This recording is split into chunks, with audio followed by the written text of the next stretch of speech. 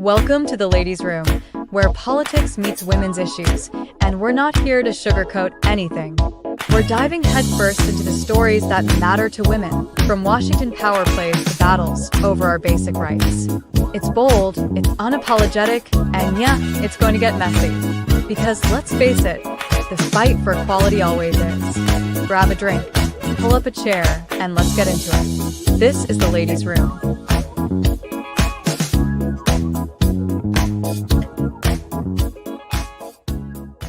Hello, hello, hello. Welcome to the Ladies' Room. Wow, what a week, right? It is just going to be the lady in the room. Vagabondia has had a rough week and a rough day, and I was kind of slow on getting things out. So we're going to actually come on Sunday together. And I mentioned last week we were going to kind of rename the show. When we started this, we kind of didn't really know where it was going. And it's kind of turned into, or not turned it, that's the wrong word, evolved into two librarians talking about politics and stuff that we really can't talk about necessarily in a public sphere, like with our colleagues.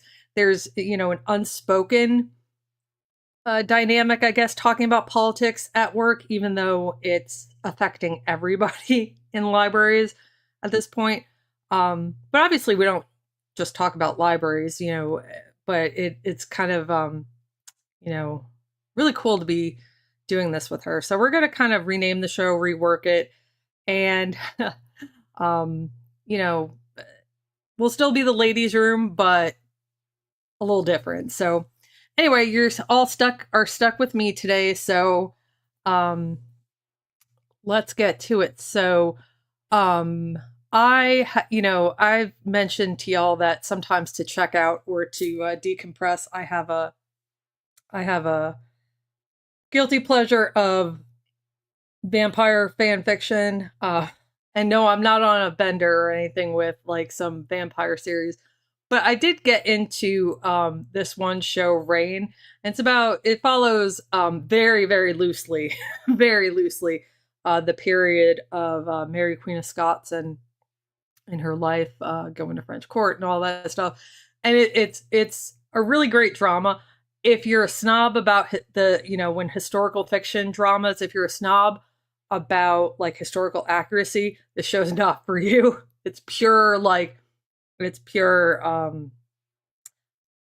I wouldn't say like fan fiction is the word, because, you don't really necessarily have fan fiction over Tudor England, Scotland area, but it's a good drama and I'm totally into it. So I lost track of time. So if I'm a little rushed and out of breath, that's why. I'm on a rain bender, and so that's that. But anyway, I'm telling you that because when I opened my laptop, I got a whole bunch of notifications from Google Chrome, the news widget or whatever. And I caught, before, as the intro was playing, I'm kind of catching some of the headlines. And this really isn't necessarily the topic of the show, but I feel the need to say, fuck Chuck Schumer. Fuck that guy. I don't know what planet dude is living on, but, I had this thought that I couldn't believe I actually had this thought, because I was always the first person to be like, let me say the thought. I hate it when people talk about both sides of an issue. It's both sides, because throughout, the Trump ascension, and especially now, there are no two sides. Like, some things just have one shitty side. And even if you're not on a great side, it's still a shitty side and a bullshit side. But like, it's still only got one, like Nazis. There's no other side to Nazis. You can't say, give their side perspective. They're Nazis. They're terrible people. Doesn't mean they can't change. Sure, I guess there's that. But, other than that, they're Nazis. there's no other side you really need to discuss, especially in terms of journalism. So hold that thought. With that said, I have to wonder, all those like times when you like people say it's both sides, Chuck Schumer makes me question my sanity. It's like he's like gaslighting me without even saying anything, because homeboy voted for the CR resolution after. Has he forgotten he's not a Republican?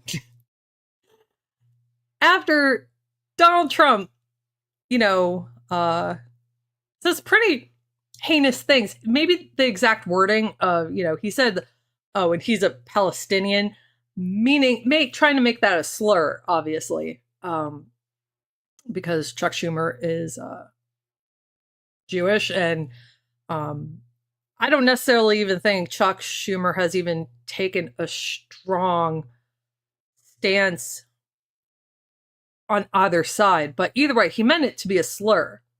So even after that, homeboy votes for the CR bill. Like, Riddle, how are you going to vote for this thing when, I don't know if Chuck realizes this. I'm assuming he does. He's not a stupid dude in like all, he has to know this. He's the Senate Majority Leader. You don't get there by being a fucking dumbass. So he has to know that, like, no matter what happens, the Republicans own this. If not one single Democrat votes for that CR to keep the government open, not one person, it's all the GOP that owns this. Sure, there'll be some idiots who don't understand government and how civics work. There's always going to be those folks, and there's no saving them, because they're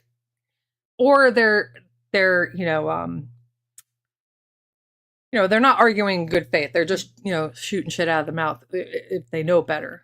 So, like, how do you vote for this?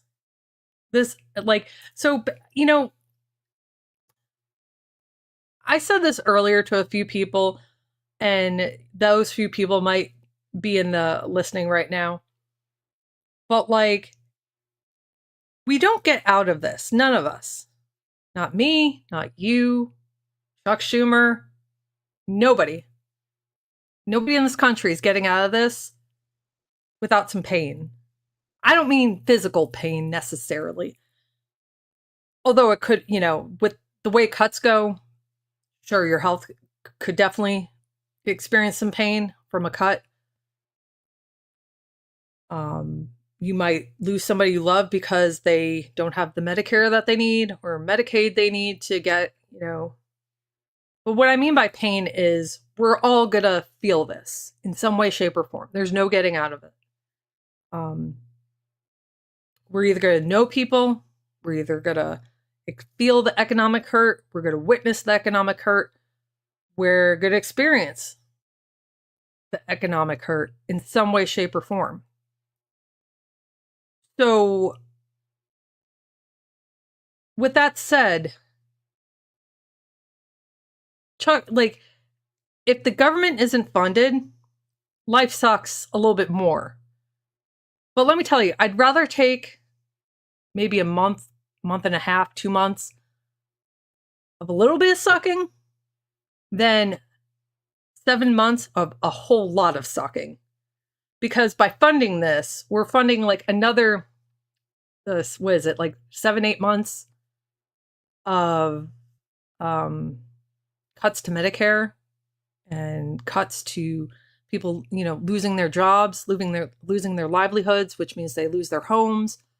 They lose, even if you don't work for the federal government, what's happening isn't just going to affect a job.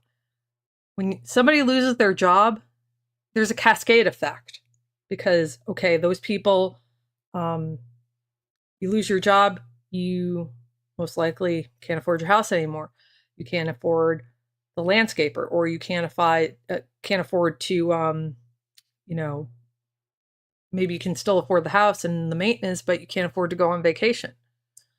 And if you can't afford to go on vacation, the people that are supported by you going on vacation at the vacation spot, it's all like we're all connected in a lot of ways that we don't really think about. We like to be so individualistic. So anyway, with that said, I'd rather feel a month and a half of sucking than like witness and experience like 7 to 8, 9 months of real bad sucking. Because, by passing this CR, it keeps Elon and Trump doing what they're doing. At least if the government's shut down, you can't cut things that aren't open. It's a stalemate. So I titled this we all have to do something, because particularly this week, a lot of people are doing something. And some of it's on a grand scale and making national news. Some of it is just going to a local protest. Some of it is calling a representative. But we all have to keep doing something. Where you are, with resources you got, within your circle of influence. And we all, I really want to press that. Just because you don't have a huge circle of influence doesn't mean it doesn't matter. Because, just like when somebody loses their job, there's a chain reaction of things that hurt. That's, the Great Recession and even the Great Depression. There's a chain reaction, and how big that reaction is, depends on what is going, what is, causing shit to blow up. And, it's, we all have to do something within our circle. And it doesn't matter if you have a small, I don't have a big circle. I have a really tiny circle compared to some people who can just say, put out, there's just because if you put out something on social media, it doesn't automatically get thousands or hundreds of thousands of views or shares or likes. That doesn't mean it's not influencing people. Just like, Tony has been encouraging people. And I think some people take it in a way, I get what he's saying, but I don't think people always catch on to what he's saying. He's always encouraging his listeners to not leave social media platforms, to boycott them. I get what he's saying. And it's not to really engage with people. Because a lot of those people, especially on X, Twitter, whatever the hell you want to call it, you're never going to convince a lot of those people. But just putting information out there, helps change the algorithm just ever so slightly. You really never know what's going to resonate with somebody. With what small audience, I have, I'm always shocked at what gets, several thousand likes or shares, and things that I think are, wow, this is going to be great. It's, it's meh. You never know what's going to resonate. So, I really want to encourage you all to just, whatever you can do, do it. It doesn't matter if it's big or small. And keep the pressure on our elected representatives, because it's working. And especially when Republicans are canceling town halls, and Democrats are saying stop calling them. Yeah. Chuck Schumer keeps on putting, I don't even know what he's doing. And Cynthia, I just caught this, I don't know what he's doing. I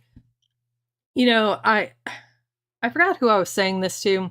It may not have been anybody on the, social media platform. I don't understand because nothing makes sense anymore. History doesn't always repeat, but it sure does rhyme. And, what's going on now makes no sense. Just when you think you understand Trump, why is Elon still around? We all on the center left to progressive side of things thought that he would have gotten rid of Elon by now, because usually he doesn't let anybody take center stage. But he pretty much lets. I mean, it's not like Trump doesn't know what's being said about him being, in the, he's seen the Time cover. He's seen the memes. There's no way he doesn't know. So there's got to be more than just he gave a lot of money to his campaign. Yeah, but Sheila, no, I know that. It's more. It's more than that. Because lots of people bought the election. It's more than that. And you see contradictory things by different members of cabinet, and it's vague and it's cryptic and it's ominous, like his the head of the Commerce Department was saying that there's going to be a one-time price adjustment that might be painful, but then it'll lead to some really good things. And he used the word reset. What do you mean by reset? Nobody voted for that. Not even MAGA voted for a reset. Well, maybe some MAGA did.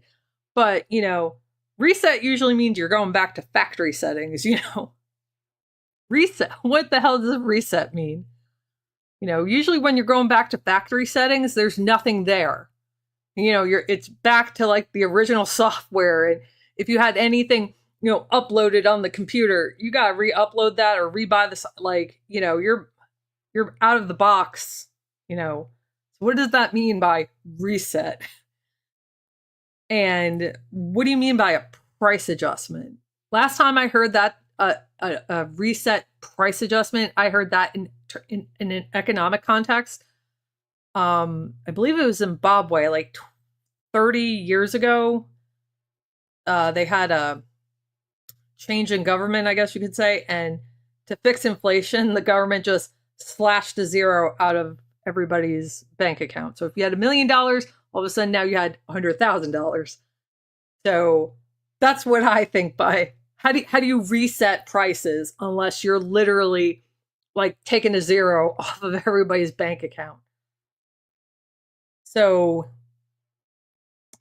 I don't. Hello, ladies. I just saw Chipmunk and Sheila. A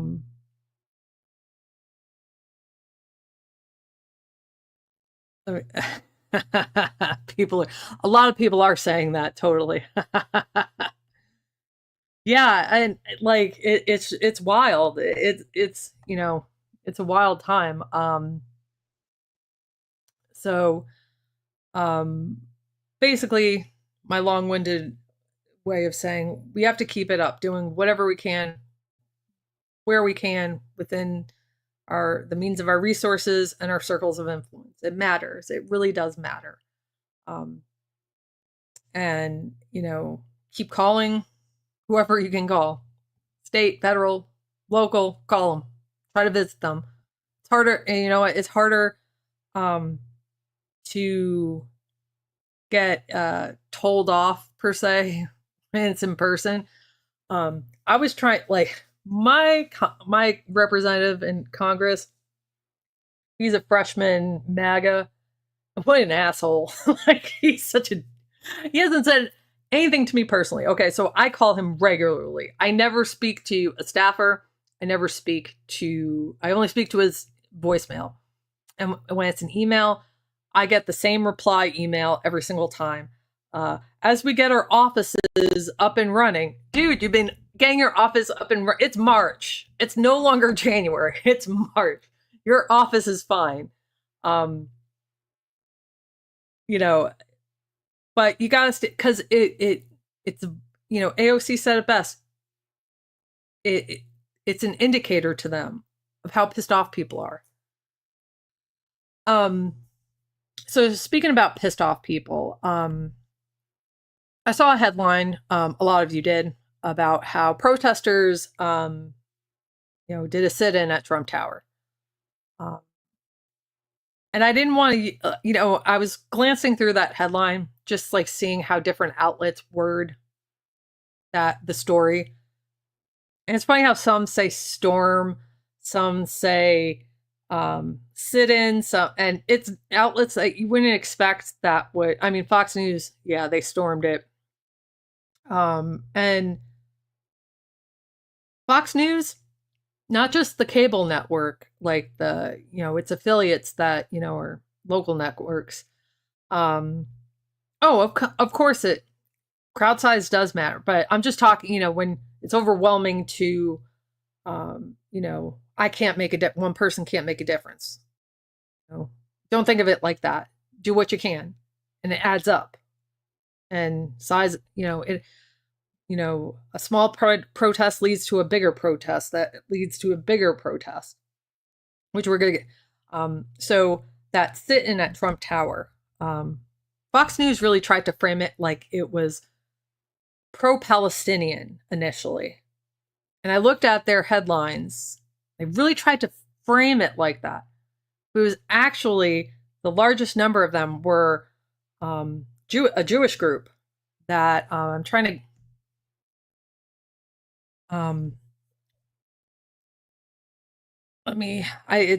don't know why it's not low. It's like giving me the blue circle of death, but you'd be surprised on what outlets report it. So this is The Guardian. Nearly 100 pro-Palestine protesters.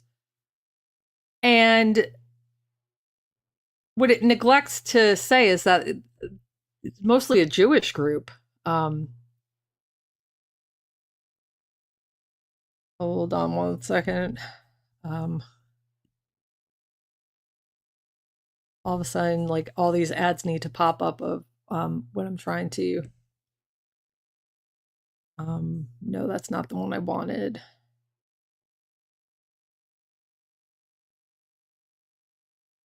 AP report says Jewish protesters flood Trump Towers to demand Mohammed Khalil's. I hope I'm saying that correctly. Sorry if I'm not, but I'm pretty sure I'm saying it correctly. Release. Now, Mohammed Khalil is a graduate student at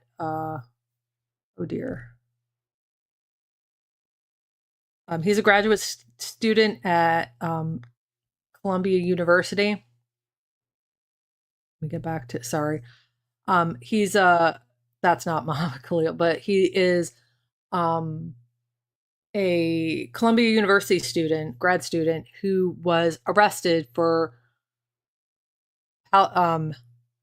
Palestinian aligned, or he might have used Hamas aligned terrorism thoughts. Basically, he's being detained without due process. And for a while, even his attorneys couldn't find where he was, where he was being detained, he still hasn't been charged with a crime yet. And he's a resident. He has a green card. He's a resident. He is supposed to be treated. And even immigrants, if you're in the United States, you're supposed to be treated with almost the exact same constitutional protections as if you were a full-blown natural-born citizen. There's not supposed to be varying levels of constitutions. And you could argue the Laken-Riley Act now allows the government to detain people without due process, in essence. But anyway, so that's really what this protest was about. Now, if you can see the dude in the photo that I've got up, a lot of these protesters were wearing similar shirts: "Stop arming Israel, not in our name." And a lot of outlets neglect to mention that, they're not outlets that I had expected. That's right, Sheila. Hamas aligned let's try that again. Hamas aligned was the excuse. So it's really disturbing. And I get, well, the Guardian, let me get back to, oh no, this isn't this is the Independent, which is a UK publication. I don't really know anything about it. My bias rater from All Sides Media says it's a center-left publication. But I don't really know a whole lot about that publication specifically. So anyway, this group is basically a Jewish group trying to draw it, and it worked. If you didn't know who Muhammad Khalil was yesterday, you probably, if you pay attention to somewhat to news, you know who he is now. So I think that was, and you know what, they had 100 people ish, is what the reports are saying, that did the sit-in. Now people know who that guy is. So you don't need to have thousands and thousands to draw attention. And I a lot of people, these people were arrested. I have not read a whole lot, so jump in the comments if I'm saying anything wrong. From what I gathered, they were just loud and disruptive, but not, they were sitting in the lobby. So, I mean, I guess, yeah, if you're asked to leave on private property, you're trespassing. But at the same token, some outlets are reporting way more of an intrusion than others. And, this is something this type of sit-in protest I can get behind. Sometimes, these groups do some more harm than good to the cause. Sheila, let me put this comment up. Dean Obadiah and Fred Wellman, these, if you don't know, they have YouTube channels. They're, I guess you would say center to center left political commentators with pretty substantial followings. Particularly, actually, no, both of them have pretty large followings, I would say. They had, so, go look those channels up and they can tell you more about this student. I've been hearing little by little about the student, but like I get bombarded daily. And I'm teaching another class now that just started, so I'm a little busier this week than others, but so, we have to speak up for these types of things because we cannot let them get away with. We cannot let the government start like stretching the. I'm losing the word. Window that between left and right. Somebody help me. The Overton window. There we go. We cannot stretch the Overton window into all of a sudden now we're detaining people without due process. Legal residents and citizens without due process. Like that's where we're becoming like Russia. We can't allow the government to disappear people. That's some shit that they do in a lot of other countries. So, I did not know that. The lobby of Trump Tower is open to the public.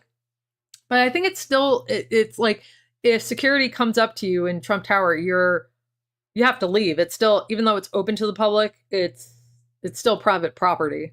It's kind of like like a store. Like, yeah, it's open to the public, but if they tell you to leave, you gotta leave, I think my whole point in saying that was, I've seen like protests where somebody tried to attack the Mona Lisa and which is stupid because I mean that the case that the Mona Lisa is in is like nuclear bomb proof damn near. So, I mean, that's stupid, but somebody in the Van Gogh Museum or it might have been the Philadelphia Museum. One of the two. It was one of Van Gogh's sunflowers. I do remember that. they threw tomato soup at it, and it's nothing that our conservators can't clean, but at the same time, like that kind of shit does more harm to the cause than good. I'm not sure about that. It would not shock me. I didn't hear about that. Do you mean like when the BLM protesters? Sorry, not everybody can see. A question was asked: didn't some BLM protesters disappear into vans? I don't remember at the time. I don't remember. If anybody else knows, please answer in the comments or in the live chat. But I think this was a great protest that drew attention to what was going on, to people who may not know or have seen this yet. Because I pay attention. I teach a whole entire course in fake news and disinformation. My whole thing is my whole job is related to government information, and it is difficult now these days. Really difficult, and I'm paying attention to gather everything from and so I can't imagine, people who don't typically pay attention just kind of paying attention how everyone else feels. But I think that even if you're not really paying attention, this story broke through that somebody is being held and damn near disappeared. I think he's in an ICE facility in Louisiana. So at least they know where he is now. But as far as what's going on with him, very little is known.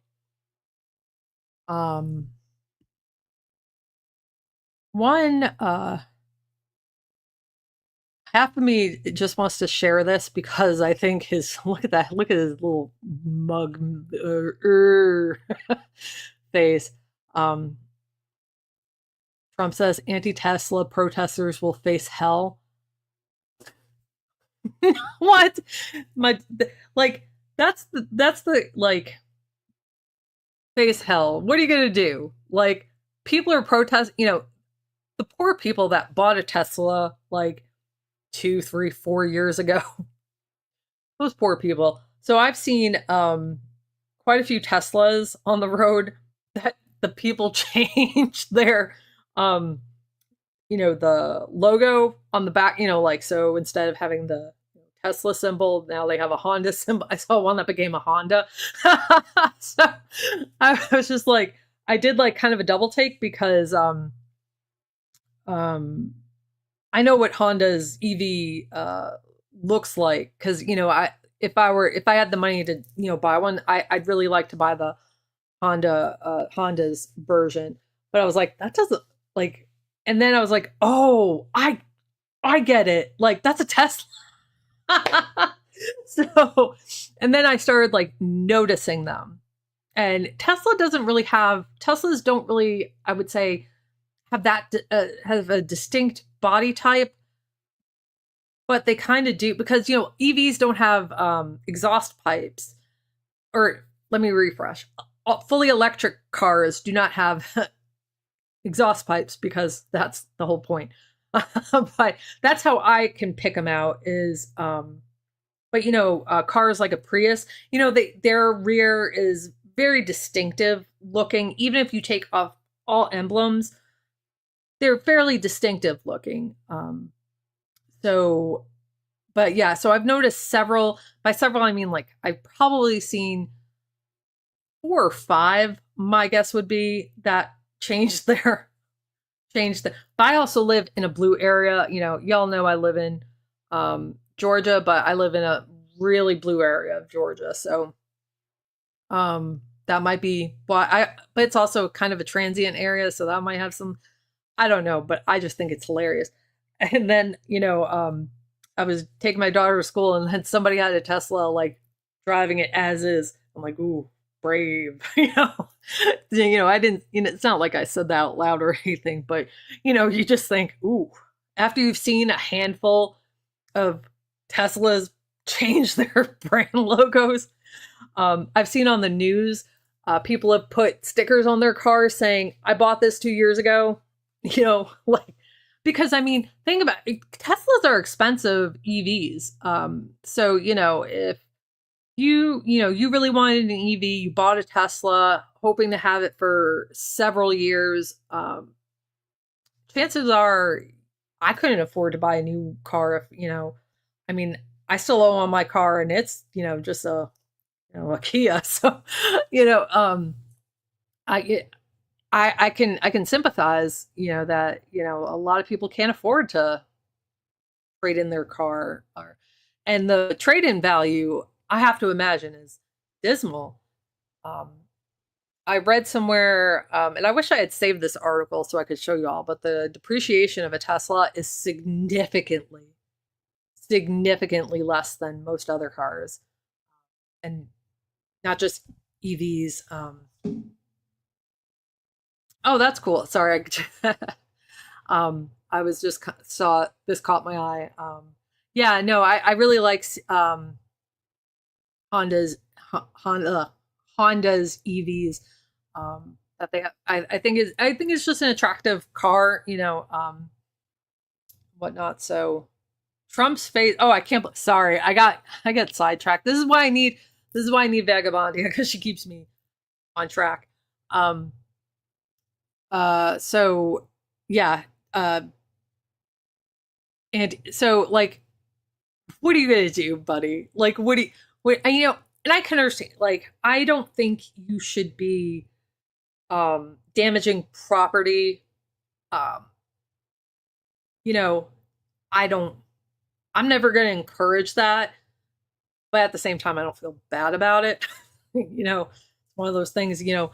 I only have so many fucks to give, and you know, if you own a Tesla dealership, might like I mean if you don't have better security by now, you like I mean maybe you shouldn't have a Tesla dealership if you're not smart enough to know the climate on that one. So but no, I do not think that we should there violence or damage like that, or you know um you know uh, pelting people's cars like that. I saw the Mardi Gras Cybertruck, and while it's funny, at the same time, I don't want to do more damage to the movement. Like, I don't want to give maggot ammo, is what I'm getting at. You know, uh, to bitch about, oh, the man, yeah. But I'm sorry, if you're driving a Cybertruck, read a room, guys. Read a room. First of all, I'd like to know what possessed you to buy that car. Does anybody know anybody about the Cybertruck? I don't know anybody. I've only seen one or two driving around in my part of the country. Um, and one was this terrible, and I mean terrible, um, blue. It wasn't like electric blue or sexy. I call it sexy blue, like that really deep blue that's kind of electric, but it's going into like navy almost. I call it sexy blue because it's sexy. But isn't it? Trump doesn't have a driver's license for real? That's wild. Oh, I guess if you lived in New York your whole life, you probably wouldn't need one. So, but yeah. Uh, so I wanted to also let me get to the homepage first. Do. So tomorrow is a protest in DC. If you've been on watching Tony lately, he had Jessica Denson, who has been coordinating, I believe, this event. It's March on Washington, the 314, and they're headed to Washington to advocate for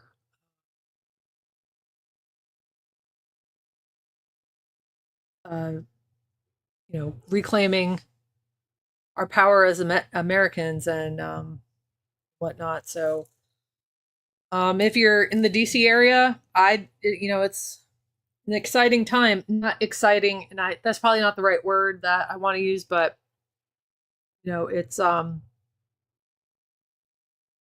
historical time. Not, and that's kind of oxymoronic, but it's. I would say go to the march if you're in the DC area or within driving distance. It's important to show up to these things. I've also check out your local organizations. I've heard of quite a few state capitals having protests tomorrow and into the weekend. So, use your First Amendment right. It's important that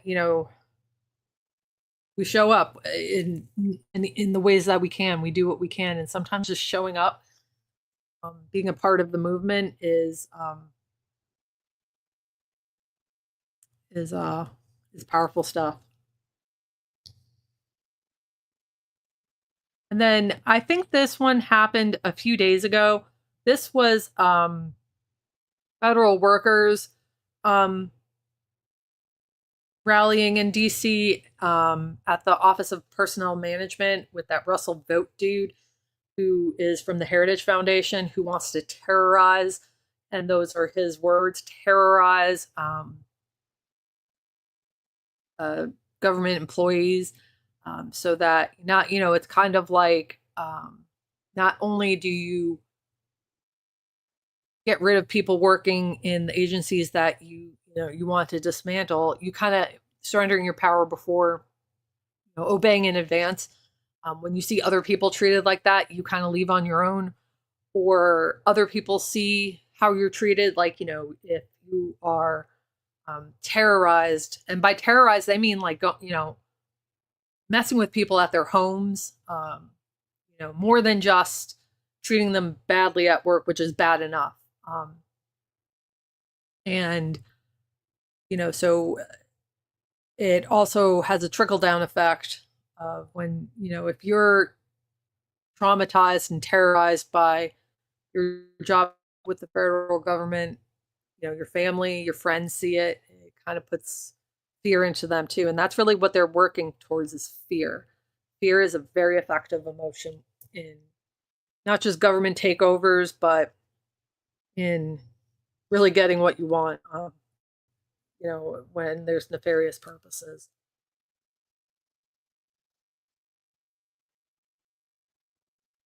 Yeah, Russell Vogt. Sorry, hold on. My internet seems really, really slow. Here we go.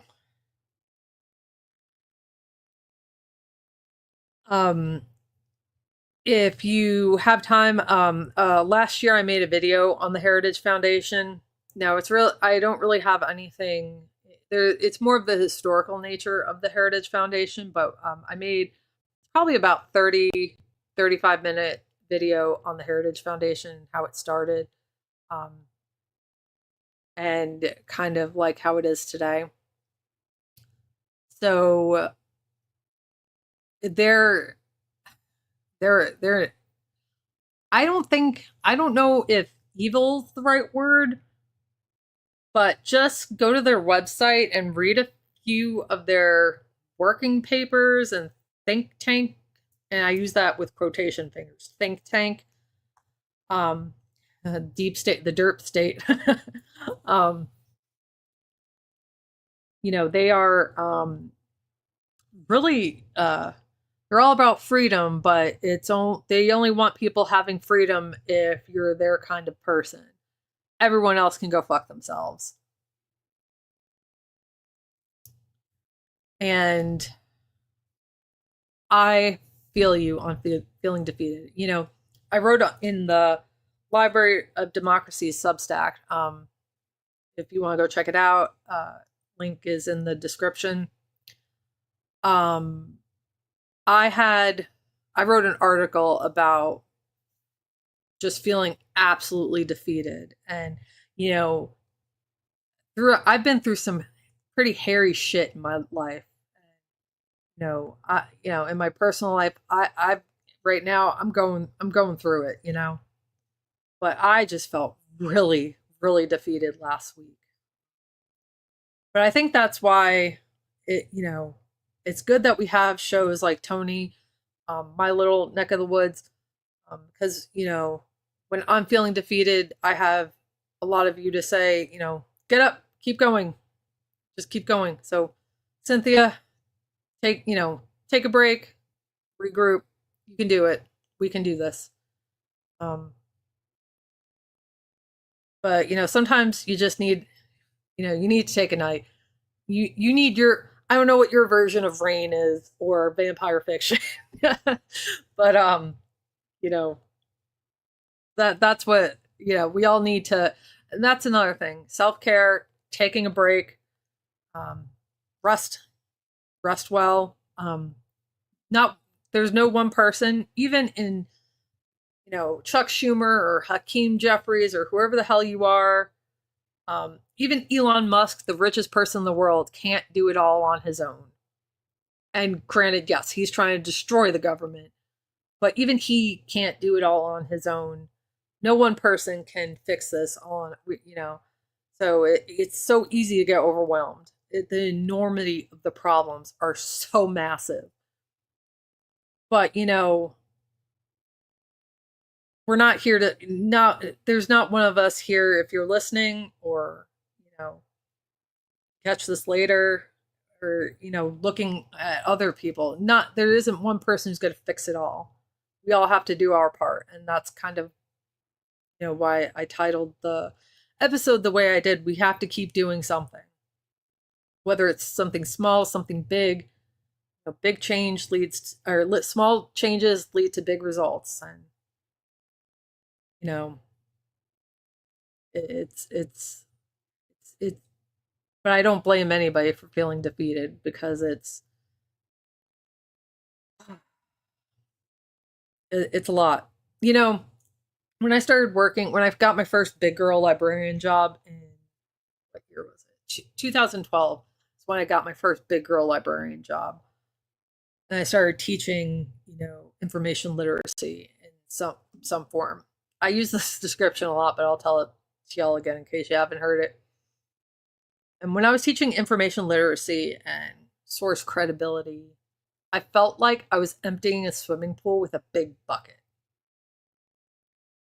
Now, I feel like I'm emptying an ocean with one of the bathroom cups. Not a plastic one either, like the paper ones that disintegrate after a single use. That's what I feel like fighting fake news and disinformation. And it's rough. So, when you're feeling defeated, take a break.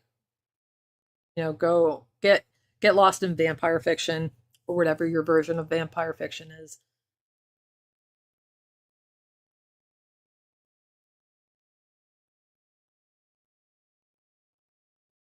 Yeah, and you know what? You do what you can where you can with what you got. And, sometimes, you're going to reach 1,000 people. Sometimes, hey, you got to get lost in Arrest the President or vampire fiction or bad historical dramas. That's what Rain is, a bad historical drama. But bad and like, it's a good story. It's completely historically inaccurate. Actually, because I started watching it, my algorithm now wants to show me everything on Tudor England, and so I watched this video just for shits and giggles of this historian who specializes in Tudor England, and like she threw up in her mouth when it came to talking about like, oh god, I'm an academic. I wrote an article about this too. Academics need to chill the fuck out. Like sometimes it's just a good drama. It's just a good drama. And, and probably the whole purpose of that video is for her to not chill the fuck out and throw up in her mouth over the historical inaccuracy of Rain. I don't know who the actress is, but I think she's freaking gorgeous too. She's so pretty.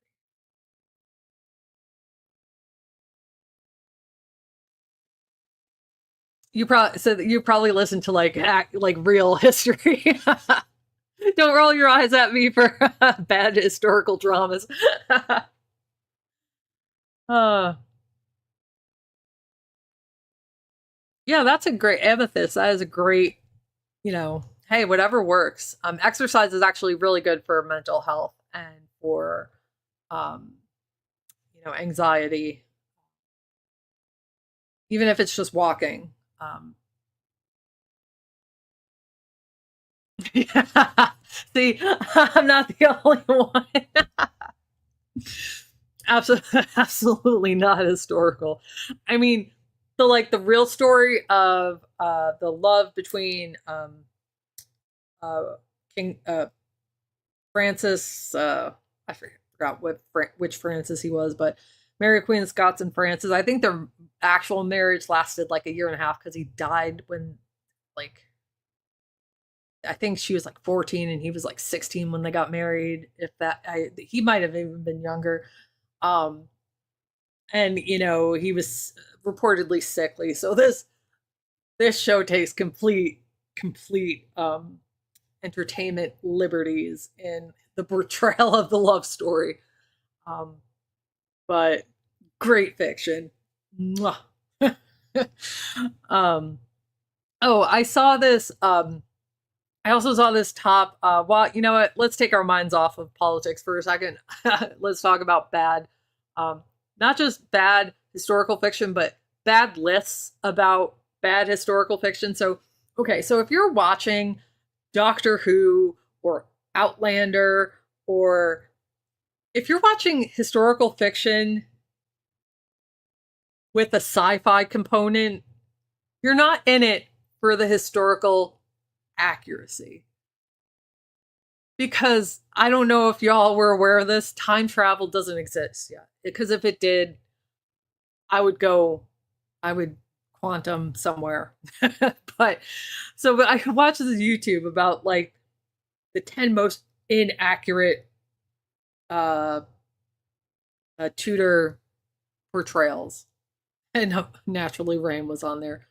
But so was, or no, let me rephrase. It wasn't just, it was historical, inaccurate TV shows. And Outlander was on there. And Outlander, now that's another good historical drama. That is, that one's great.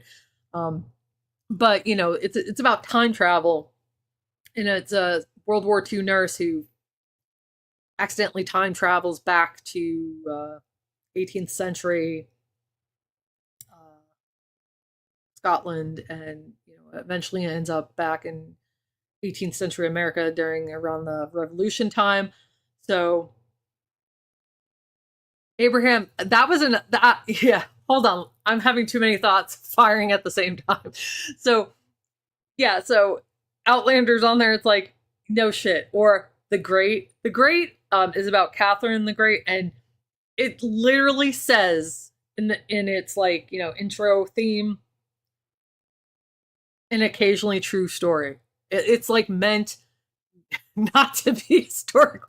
Like it's very loosely based on Catherine the Great and her reign, whatnot. Um, when something is advertised, you can't put something on the worst historical representation when it's, or Bridgerton. Bridgerton was on there, and I'm just like, you're making me like stroke out on the stupidity of this list, because these aren't meant to be period reenactments thing. Now, I saw Chipmunks. I saw this. This was available on, I don't know, one of the streaming platforms. And I couldn't find anything to watch. I was like, you know what? I'll bite. And so my daughter and I watched it. Okay. I was not expecting it to be as good as it was. Actually, that's the only reason why I watched it, because I heard how good it was. And I was not expecting to like it. But I really enjoyed the Abraham Lincoln. Let's try that again. Abraham Lincoln Vampire Hunter. It was a great movie. And no, sorry to spoiler alert, wasn't an actual vampire hunter. Watch, we found out where the assholes and he actually was.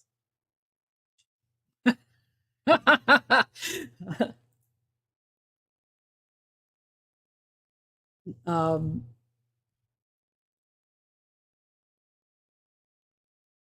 oh, that's cool. I'll give that a try. Yeah, I really like the Tudor period a lot. Maybe I was from there in another life, but I'm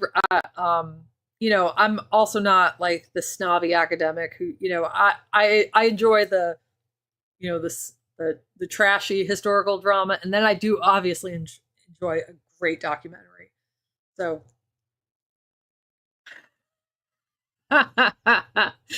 oh yeah, Monty Python, not an accurate portrayal of the Crusades. Um, Shockers, you know. So you know what? I think this is a great example of like, you know, kind of having fellowship in feeling defeated, but finding, something to laugh at, the absurdity of Outlander and Doctor Who and Abraham Lincoln Vampire Hunter was not on the list. Like, it was just the absurdity of like putting some of these sci-fi dramas on the least historically accurate. No shit. It's science fiction.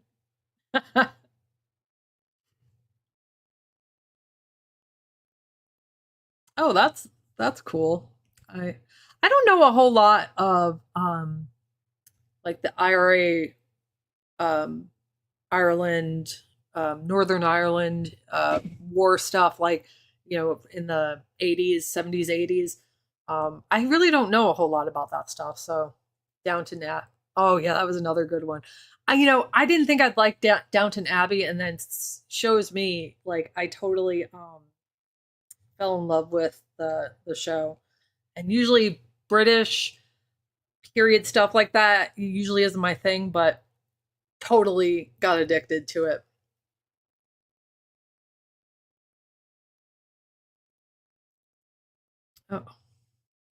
Oh, read Philippa George, White Queen, Red Queen, Kingmaker's daughter. Yeah, sometimes you need a good escapism, and there's a lot of great examples here on just kind of detaching for a second. And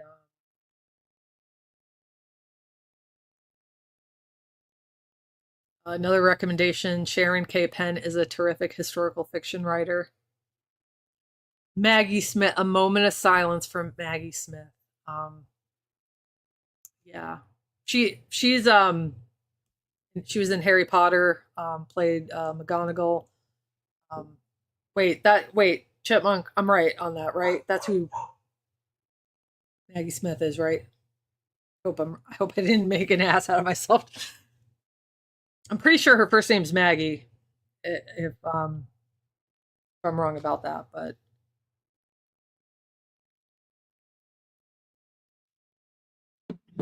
well, okay, yeah, Maggie Smith, Professor McGonagall. Um, yeah, I was really sad when I heard she passed away. She is a fantastic actress. Um, and one of my favorite characters in Harry Potter. Speaking of Harry Potter, J.K. Rowling got weird, like really weird, really, really weird. Um, is that like a thing when you become a billionaire? Like you get weird? Um, if you don't know, J.K. Rowling is a really, really diehard anti-trans, and she got on Twitter, starting when it was still Twitter. She started kind of going on anti-trans rants, and she still does, but it's like, and that, like, and a lot of people said, let's boycott her, let's and she mocked these people, which I get because, boycotts often. Let's talk about boycotts before we go too, but um you know um people wanted to boycott Harry Potter stuff, she makes so much money off of Harry Potter. Like, anything labeled legally licensed Harry Potter, she's getting a cut of. So so she mocks these people, and then so for years now, she randomly comes out with like anti-trans stuff. And it's like, all right, we get it. You don't approve of, you don't like it. Fine. Shut up. Like, you don't have to keep telling. We get it. Okay. Is that how, like, do you need clicks or something? Are you not getting enough attention? Like, what? I just don't understand why she keeps going on that. And it seems like once you become a billionaire, like, people just start to get really weird. Yeah, I don't know. We were gonna talk about. I said we were gonna talk about something before we go, and I already lost it. Somebody remind me. Why I need Vagabondia? You gotta like send her a message. Like, don't let Allison do this alone because I lose track too easily. But yes, J.K. Rowling is out of touch. Like, it's so weird too because she describes herself as being pretty much as close to homeless as you could be without like being homeless, like, really being just one paycheck away from homelessness. And you think like that's something that you don't lose, but I guess it's really easy to forget coming from you come from, what most of us, live, who just live normal middle class, middle class or, lower middle class. Boycotting. That's right. Thank you, Cynthia. Okay. Boycotts don't typically work. I think they can work, but and this is a big but. Okay. So a lot of I've talked about this with some of the academics, and they always go back to the civil rights boycotts. The only reason why those were effective is because they were coordinated and sustained. If you cannot get coordination and sustainment with it, it's not going to work. One day of not shopping somewhere does not affect a multi-billion-dollar conglomerate. It doesn't. It does nothing. They laugh at us, But if it's coordinated, specific, that's another thing. It has to be very specific. So, like, a lot of times when you hear these calls for boycotts, it is a generalized, uncoordinated post on social media, and that's not going to work. The reason why the civil rights boycotts worked is they were sustained for months. They were coordinated very, very well and very effectively, because it wasn't even just the boycotts. They also coupled it with sit-ins at diners and stuff. And they trained for these. They actually had training where they would sit at a counter, practice, and they would yell and scream at each other and throw stuff on each other because that's what they were going to experience. And if you're going to be effective in a sit-in, you have to sit there, take it, and take it, and take it. So they trained for that for weeks and months. And, when you're sustaining a boycott of the buses, you have to get around and you have to be prepared to be uncomfortable. Boycotts typically leave you uncomfortable. And Americans these days, we don't like to be uncomfortable. I don't like to be uncomfortable. I'm not wagging my finger at anybody listening. People who are call for these things, they leave out the part that, we have to do this for a while. And that means you're either going to have to, like, let's say you want to boycott Target. You're going to have to buy stuff somewhere else that might be more expensive or go without. You might have to you know, and it's hard to do that. Like to buy, it's a great noble thought to buy small business. But right now we're kind of stuck. Most of us, me, it is very hard to find small businesses or smaller businesses than a multi-billion-dollar conglomerate where I live. It's damn near impossible. So, but I don't think that means we shouldn't engage in social responsibility when it comes to our money. I think we should pay attention to where we're spending our money.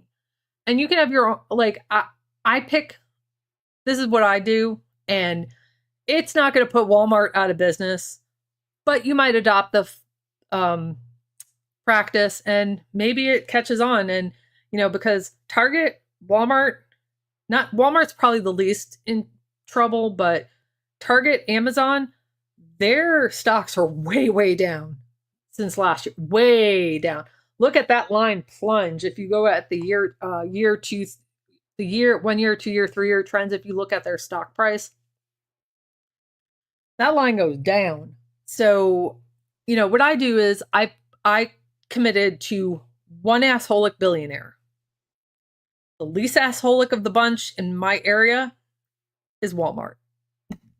Walmart gets my money because there's really nowhere, there's no mom and pop grocery store.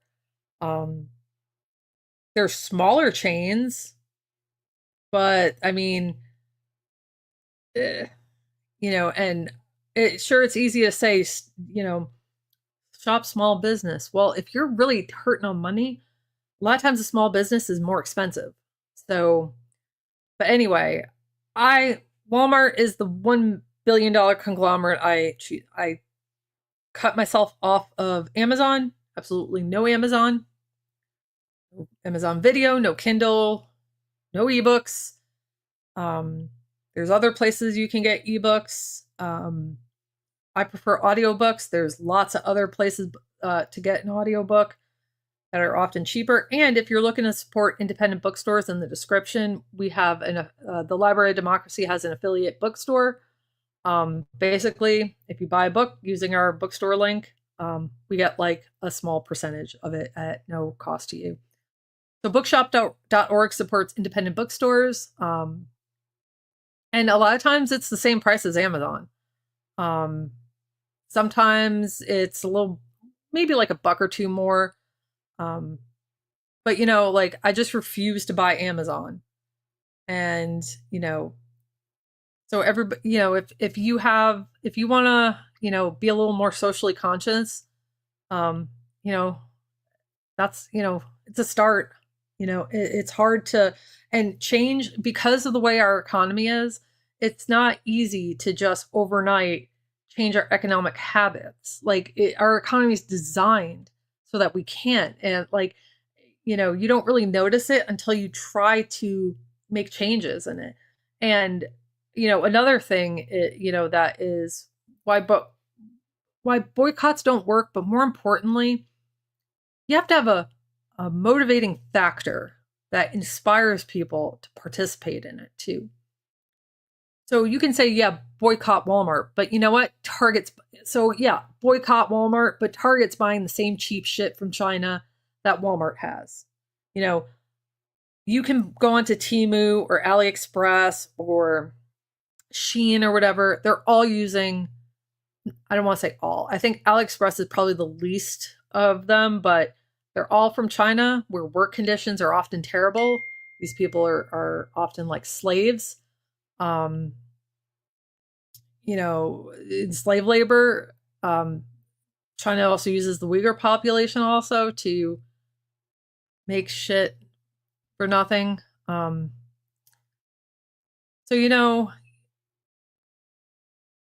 often the boycott doesn't work, not just for the weak language, the messaging, it's never coordinated. You're not really putting a dent into Walmart because, they'll just figure out another way to, Walmart has its hands in so much. Amazon has its hands in so much. But you know what? you do what you can where you can. So pick one billionaire that you view as least assholic, and in my opinion, it's Walmart. And you go with you start there.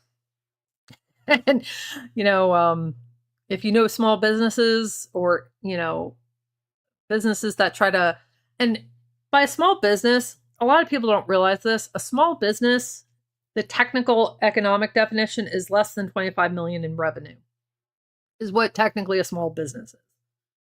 Less than 25 million is probably 6 hours at Walmart, of revenue. But, it's all relative. So, a small business doesn't have to necessarily mean mom and pop. I worked at a gas station chain in college. That probably fell into this category of small business, because even though there were multiple chains, they were only in upstate New York and Vermont. And, but it was a great company to work for.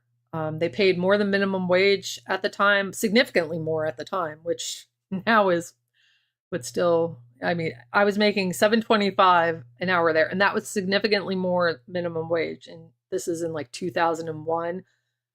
And I think now minimum wage is what, $7.25 an hour now.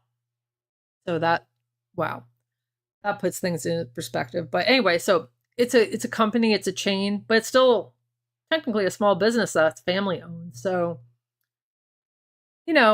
like, it doesn't have to be a single entity to be considered a small business. Just putting that out there. You don't have to always go to a lot of people hear small business and they think handmade farmers market. And true, that's a really good way to buy food and produce. But, that's not always available for people. So, if you have, instead of going to, if you have a small mom and pop gas chain, gas stations, I know gas stations. A lot of times gas stations are not owned by the company that, like, so if you see a BP gas station, a lot of times it's independently owned and operated. A lot of times they're not even getting BP gas. Like, they're just licensing the BP logo. So, and gas stations make no money off of gasoline. They make 3 to 4 cents a gallon. Most of gasoline, the price of gasoline is the product and then state and federal taxes. And then the gas station makes like 3 or 4 cents again. And sometimes they make absolutely nothing because they're competing against other gas stations in the area. Gas station chains will find out what the surrounding area gas prices are so they can compete, because a cent or two makes a difference to people, and they want you to come inside, buy something, and that's where they make the money. So anyway, just little tidbits on gas stations. So if you are looking to cut back and be a little more economic, social economic response, shop a little, more responsible, remember that not everything is as it seems, I guess. You kind of have to like look into where you're looking to buy. Starbucks at Target is not Starbucks. It's actually Target licensing Starbucks. So yeah, Starbucks is getting some money out of it because their product is being licensed, but you're not giving it directly to Starbucks. You're giving it to Target. Same with Barnes and Noble. Like, you can't use an actual Starbucks gift card at a Target Starbucks, but you can use Target gift cards at that. So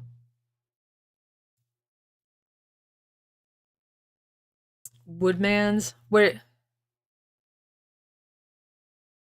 that's awesome. Yeah, the gas station that I worked at was it wasn't employee owned. It was like profit sharing. So if you made sales quotas, because where they made their money was their dairy and food to go, which was actually really good. It was really, really high quality. Like, they had their own dairy. They made their own ice cream. They had their own dairy farms, like, so it was like legit. And they had a company picnic every year, and you got to tour the ice cream factory and the dairy farm and all that kind of stuff. So where they made their money was food to go. So they had like pastries and chili and all sorts of different soups and food. Like, it was really quite good. And I saw where they made it too. So it was really, really clean. It's legit. Like 2 people were in charge of making all the food to go stuff for all the stations. So, um, and that's where even grocery stores make most of their money is from food to go. The products themselves aren't really um, their main hub of money.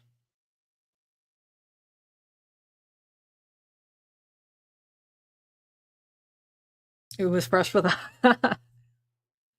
um, yeah. So, I mean, do what you can where you can. And I don't think, I don't think Tony, especially when he says boycotts don't work, because they generally don't.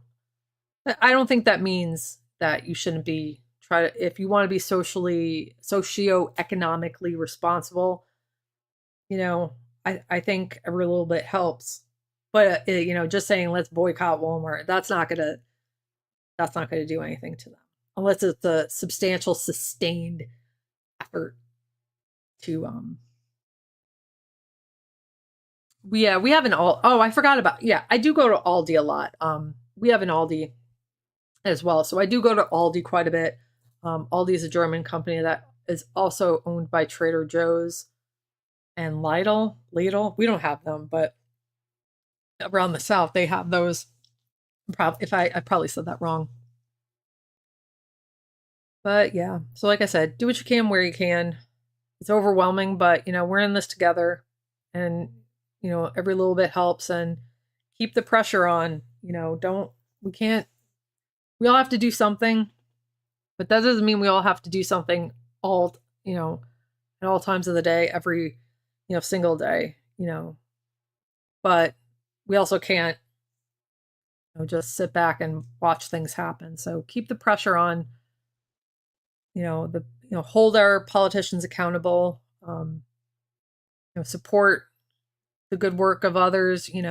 Whether it's sharing on social media, donating, and not necessarily they always need money. Well, probably organizations always need money, but you know what I mean? Like, sometimes they just need time donated or supplies, or you never know when, I always say just a little bit of effort from everybody adds up to big results. So, don't get discouraged, even though that's way easier said than done. And I wrote a whole Substack about feeling so defeated and hopeless the other day. But, I think we have a great community. A lot of us are, kind of like a little sub community from the Tony Michaels podcast, and, some of those, that little conglomerate of people.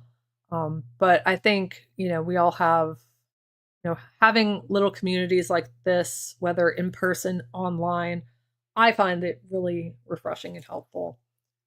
And, y'all keep me going, when I feel like all hope is lost. So, well, we have been going for an hour and 20 minutes. I thought, oh, you know what? Like, I'll even though Vagabondy and I are going to kind of rework the podcast a little bit, I was like, I'll go on for a half hour because there's stuff we should put into the ether and talk about. It is now an hour and 20 minutes later. So,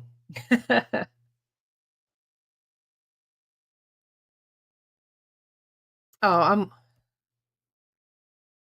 I'm glad you guys give me hope and inspiration to, a little energy surge to keep up the good fight, when I feel like quitting sometimes.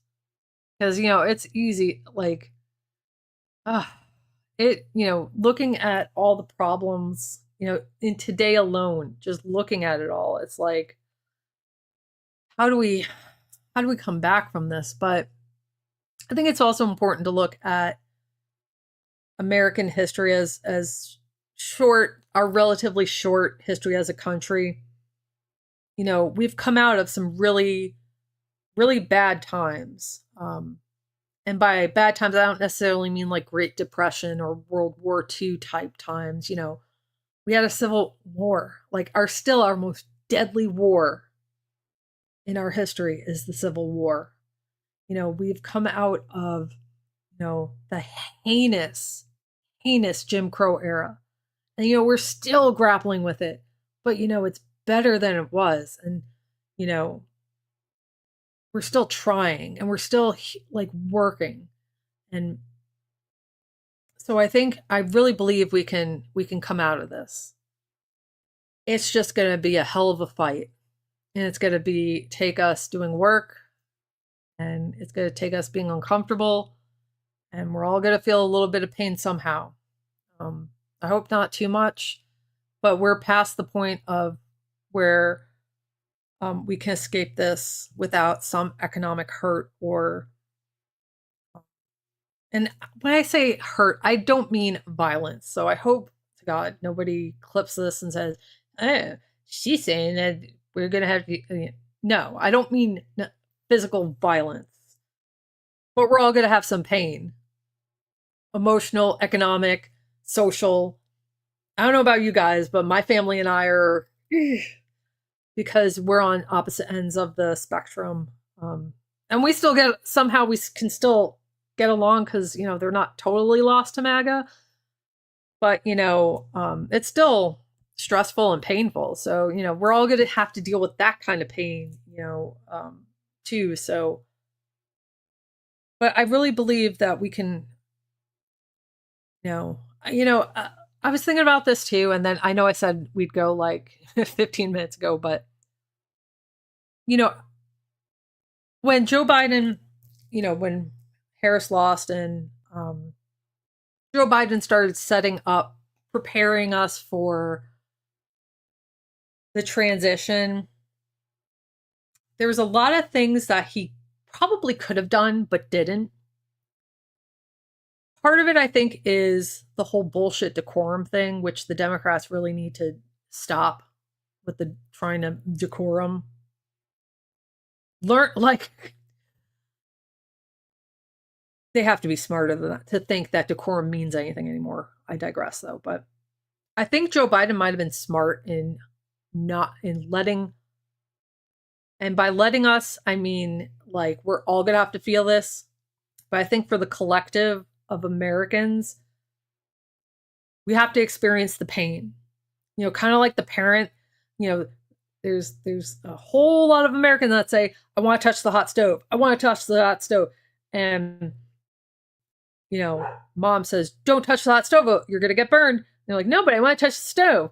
I think Joe Biden's like letting people touch the stove, because that's really the only way we get out of this, is for people to experience the hot stove. Yeah, he gave up quite a bit, but I mean, I also think that what was he going to do? There wasn't anything he could do that Trump couldn't reverse. I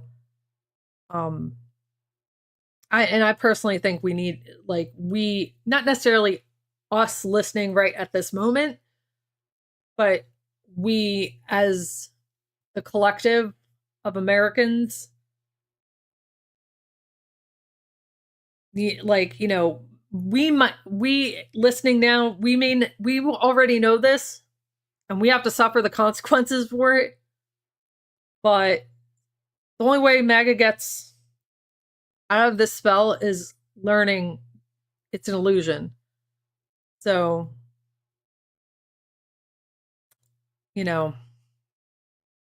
I think in some ways it might have been, maybe he didn't do it on purpose, but I think in the long run, Biden giving up or letting us touch the stove, I think he did try to yes, Chipmunk, you do have a point. He did tenderly warn us, but in the same token, it's also up to us.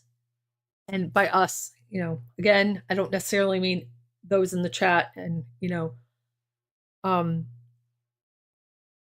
eventually people will realize the deal, eventually. And I don't know how burned their hands have to get before they realize, but, there can only be, you have to take it upon yourself to learn and to investigate. I hope that people realize that you can't always take somebody's word. And that's really what I try to teach in information literacy is, don't take my word for it. this is what you should expect in a good source. Look at these sources. Which do you think are the best sources of information if you're looking for the facts? Sometimes we don't want the facts. But when we want the facts in good faith, I think people need to learn that just because something you're like, if you're agreeing with something, that doesn't necessarily mean it's correct. Confirmation bias is a hell of a drug. So,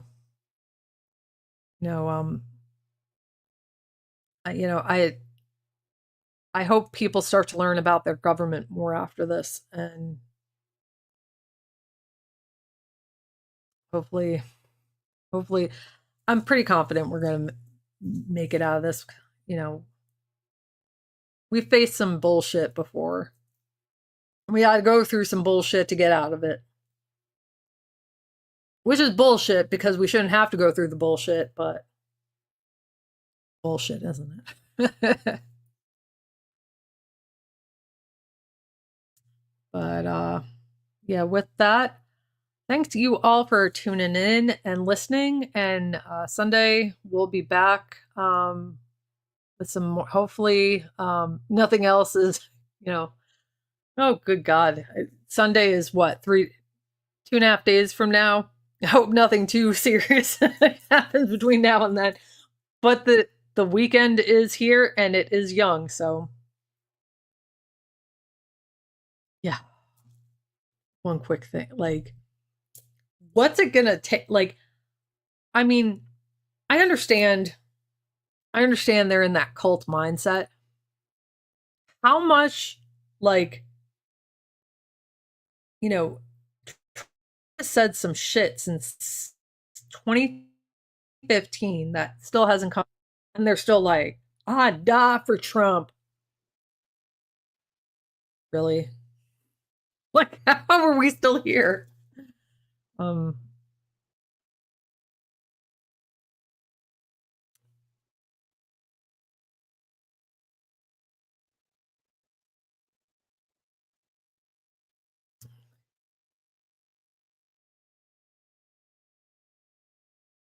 Yeah, that's a good point. But they will be told to remove the stickers, but people will see them before they come off. I mean, I pulled off Joe Biden stickers during the pandemic when he was first elected. I went to this gas station and they had this Joe Biden sticker, and I did that because the gas prices were a little higher than the month before, because he had literally been in office for like a couple of months. And just like now, like, just so, when I pulled one off, I wasn't even getting paid to do it. I just did it. So we're gonna get pulled off, of course, but people will see it and it'll make some people mad. And it's not hard to peel them off too. I mean, I guess, yeah, it makes it does make some work but I mean, I've worked at, grocery store type, gas station type places, and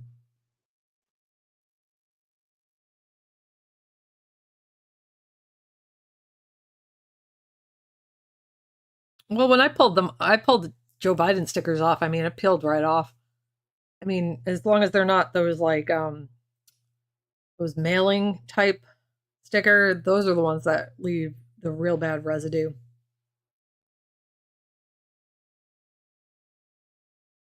Yeah, depending on your area, um, you know, uh, good if it pisses them off. I mean, when you think about it, so depending on where you live or where you are, I'm just saying,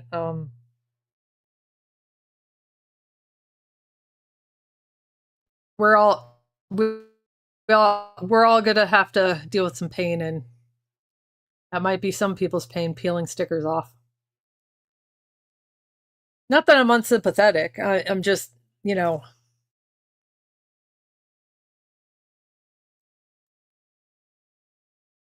but if you know that this, like, if you know that the sticker, like, is, the really tough ones to get off, like, and you know what I'm talking about. The one, like, there's some you can tell that they're going to be a bitch to peel off, like, once it's on the thing. That, like a water bottle type sticker, that, like, that residue, that ain't coming off easily. But, like, I don't know why I'm looking around like I have a sticker. Mailing labels, those, because they're not meant to come off easy. So, um, that might be my assholic thing of the day.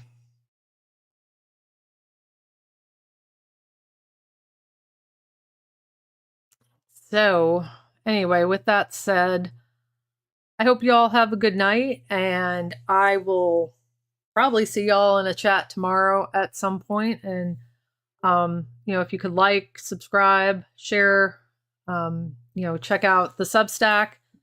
All those links are in the description. And I appreciate y'all talking, sharing comments, and talking. I think I wish we could all just, because not all of us agree in the chat. You don't agree with me, I don't agree with you sometimes, but I mean, it's all right. Like, I wish we could all, as a, like, people, like, just dollop of super glue, never. You're evil.